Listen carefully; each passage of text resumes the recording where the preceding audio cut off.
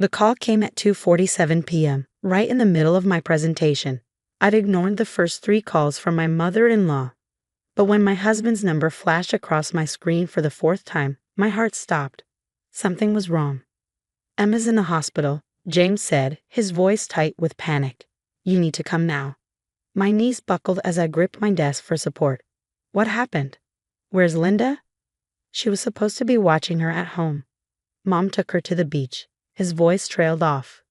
The beach? They took my 6-year-old daughter with a severe heart condition to the beach without telling me. The room started spinning.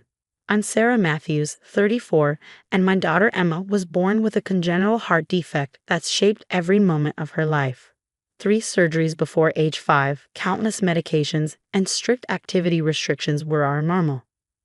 Linda, my mother-in-law, had never accepted these limitations. She needs to live a normal life. She'd argue every time I enforce Emma's restrictions. "You're being overprotective." James turned out fine, and I let him do everything. But James didn't have a heart that could fail from overexertion. I broke every speed limit driving to the hospital, my mind racing with possibilities. When I burst through the emergency room doors, Linda stood there with her perfect blonde bob and designer sundress, wringing her hands. "It all happened so fast," she started, reaching for me. I stepped back, my voice ice cold. "What happened?" "We just wanted to give her a fun day." Linda's voice wavered. She was having such a good time in the water with Katie, my sister-in-law Katie, another enabler who thought Emma's restrictions were all in my head. "The water?" My voice rose. "You let her swim. Where's Emma? Where's my daughter?" A doctor appeared then, his face serious. "Mrs. Matthews, Emma's stable, but she's in intensive care. She experienced severe cardiac distress from overexertion. If the lifeguard hadn't reached her so quickly." I pushed past him, following his directions to the ICU.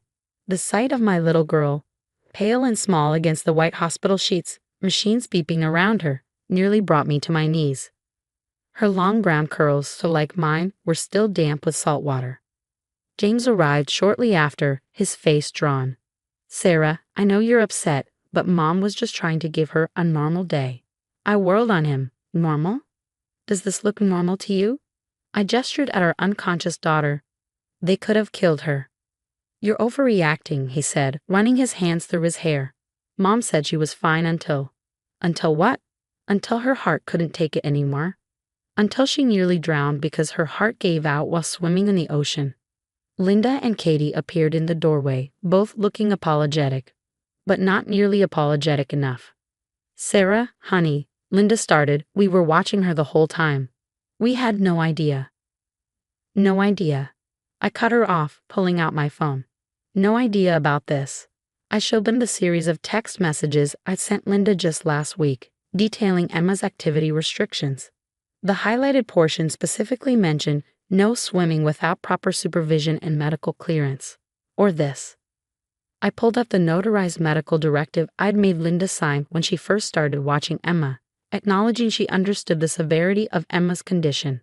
Or maybe you forgot about this. I played a video from 3 months ago where Emma's cardiologist explicitly told Linda that swimming could be fatal without proper precautions.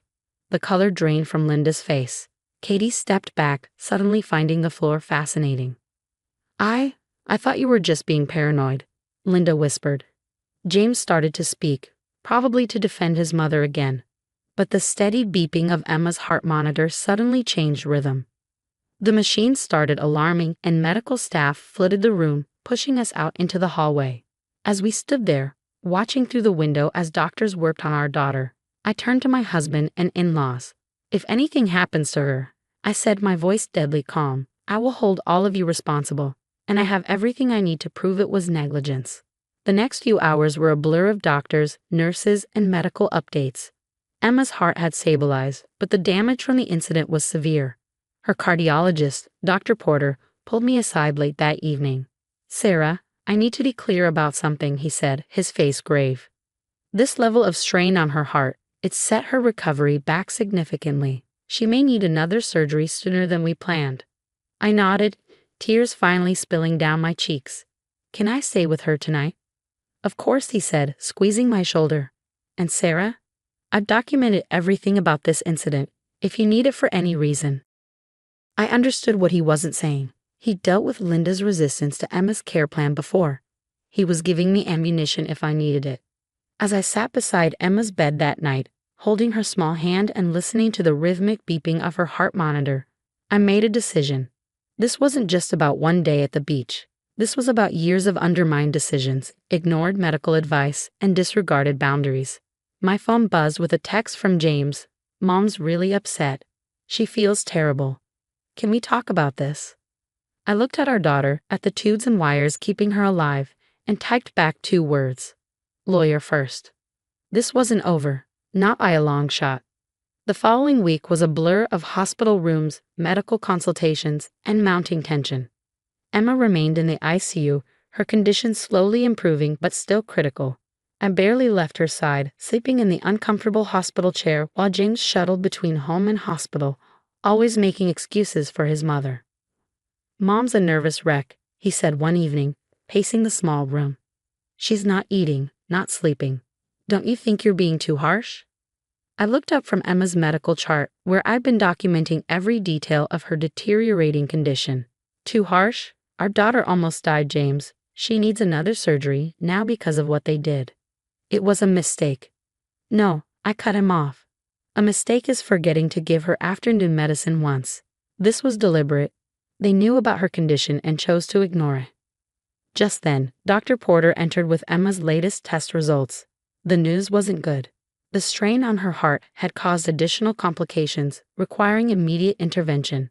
As he explained the risks of the upcoming surgery, I watched James's face finally register the severity of what his mother had done. "The surgery, how much will it cost?" he asked quietly. "Don't worry about that," I replied coldly. "Linda's insurance will be covering it." "What? How?"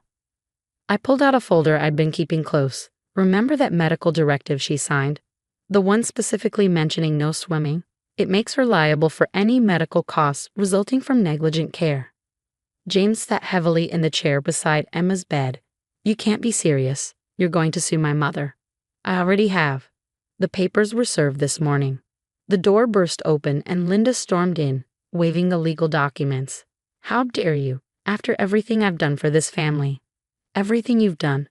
I stood up, my voice low but intense. "You mean like ignoring every medical warning? Like risking my daughter's life because you thought you knew better?" "I was trying to give her a normal childhood." Linda's voice rose hysterically. "Mrs. Matthews," a nurse appeared at the door. "I need to ask you to keep your voices down. This is an ICU." Linda lowered her voice but continued, "James, are you going to let her do this to me? To our family?" I watched my husband, seeing him torn between his mother and the sight of our daughter in the hospital bed. Before he could respond, Katie appeared behind Linda. "Mom stopped," she said, surprising us all. "We messed up." "Bad?" She turned to me, tears in her eyes. "I should have stopped it. When Emma said she was tired, when she said her chest hurt, we should have listened. She complained of chest pain, and you still let her swim." Dr. Porter interjected sharply. Linda paled. This was new information even to me. I felt the blood drain from my face as I imagined my little girl trying to tell them something was wrong, only to be ignored. "Get out," I said, my voice shaking. "All of you, get out right now." "Sarah," James started. "No, I mean it. Get out. My lawyer will be in touch about the rest." After they left, I sat beside Emma, watching her sleep.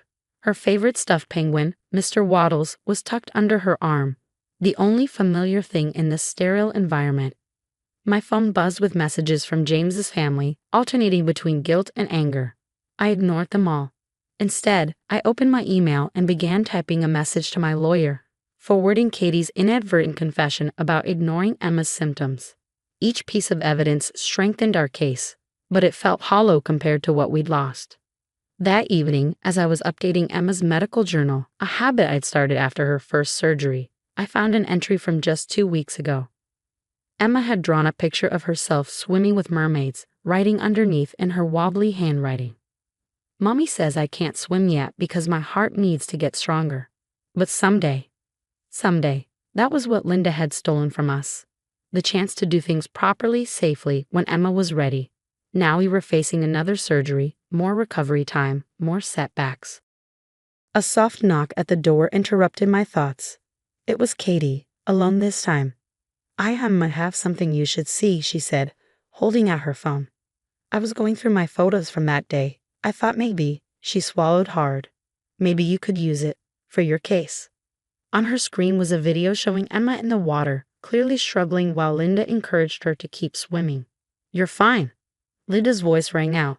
Don't be dramatic, just like your mother. I watched in horror as my daughter's distress became more evident until finally, stop recording and put that phone away. Linda's voice snapped. She's fine. She just needs to push through it. The video ended there. I looked up at Katie, who couldn't meet my eyes. I'm so sorry, she whispered. I should have done something sooner. I took a deep breath, my hands shaking as I forwarded the video to my lawyer. Yes, I said quietly, you should have. 3 months later, I sat in our lawyer's office, listening as she outlined the settlement terms. Linda's insurance had agreed to cover all of Emma's medical expenses, including future treatments related to the incident. The video Katie provided had been the final nail in the coffin. They know they can't win this in court, Sarah Bennett, my lawyer, explained. The evidence is overwhelming. The video, the signed medical directive, the documented history of ignoring medical advice. I nodded, feeling no satisfaction despite our victory. Emma had just been released from a hospital last week after her third surgery in 3 months. Her recovery would take even longer this time. James shifted uncomfortably beside me. Our marriage had become another casualty of his mother's actions. He'd moved out 2 weeks ago, claiming he needed space to think. In reality, he couldn't handle being caught between his mother and his daughter's well-being. There's one more thing, Sarah said, pulling out another document. They want you to sign an NDA. No social media, no public statements about what happened. I laughed bitterly. Of course. Linda's reputation means more to her than actual accountability. You don't have to sign it, Sarah reminded me. No, I'll sign it, but I want something in return. I pulled out my own document, full legal custody of Emma, with supervised visitation only for the grandparents. And it has to be supervised by medical professionals. James started to protest but stopped when I turned to him. You can have joint custody if you want it, James, but your mother and sister will never be alone with our daughter again. He deflated, nodding slowly. He'd seen the video too. Had watched his mother ignore Emma's pleas to stop. Some things couldn't be unseen. The paperwork was finalized that afternoon. As we left the office, James touched my arm. I'm sorry, he said quietly. I should have protected her better. Should have stood up to Mom sooner. Yes, you should have. I didn't offer forgiveness. Some bridges couldn't be rebuilt. At home, Emma was napping on the couch, her new surgery scar still pink and healing. She'd been quieter since the incident, more hesitant. Her therapist said it would take time for her to trust again. My phone buzzed with a text from Linda. I hope you're happy. You've torn this family apart. I blocked her number without responding. She still didn't get it. This wasn't about family drama or hurt feelings. This was about a child's life. Later that evening, as Emma and I sat coloring together, one of the few activities she could safely do during recovery, she looked up at me. Mommy, will I ever be able to swim? Yes, baby, I promised. When you're stronger, we'll find a special instructor who knows about hearts like yours. We'll do it the right way. She nodded, returning to her coloring. I like doing things the right way better, she said softly. I blinked back tears, watching her concentrate on staying within the lines. She was learning that boundaries were good things, even if her grandmother never had. The doorbell rang, and Emma tensed, a new habit since the incident. But it was just Katie, holding a large envelope. I'm moving to Seattle, she announced without preamble. But I wanted you to have these first. She handed me a USB drive and some papers. It's everything. All the texts between Mom and me about ignoring Emma's restrictions. The times we took her to do things we knew weren't allowed. Maybe it'll help another family not make our mistakes. I accepted the drive but didn't invite her in. Some apologies came too late. As I watched Katie's car drive away, I felt no anger anymore. Just a quiet determination. Emma's medical journal had become a legal record, her story a warning to others about the dangers of ignoring medical restrictions. That night, as I tucked Emma into bed, she hugged Mr. Waddles close. Can we get a pool when I'm better? A safe one. Of course, sweetheart. And this time, we'll do everything exactly as your doctors say. She smiled, drifting off to sleep. I sat watching her breathe, each rise and fall of her chest a reminder of how close we'd come to losing everything. My phone lit up with a message from James. Mom's talking about contesting the custody agreement. I glanced at the USB drive Katie had given me, then at my sleeping daughter. Let her try, I typed back. Some battles were worth fighting, and I'd never stop protecting Emma, even from her own family.